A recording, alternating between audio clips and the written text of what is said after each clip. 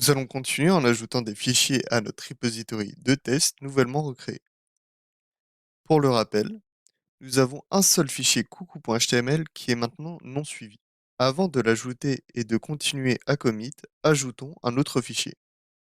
Créons un fichier appelé venus.html, par exemple, avec la commande touche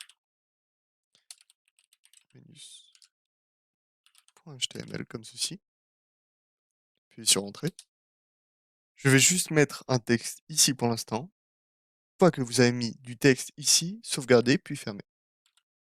De retour au terminal, faites un git statut. Et maintenant, nous avons les fichiers coucou.html et venus.html non suivis. Maintenant, je vais ajouter les deux fichiers en même temps. Je vais utiliser la commande git add all, comme ceci. Le all pour indiquer que tous les fichiers de ce dossier actuel soient ajoutés à Git. Zone de transit. Maintenant, faisons un git statut. Git statut.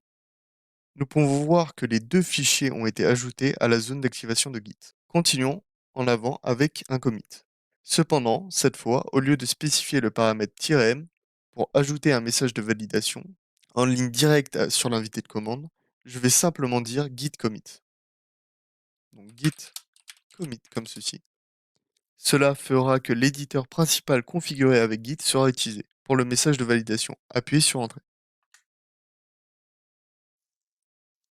Pour ce message de validation, il s'agira de plusieurs lignes. Donc, ajout d'un fichier coucou et d'un fichier Venus au repository. Comme ceci.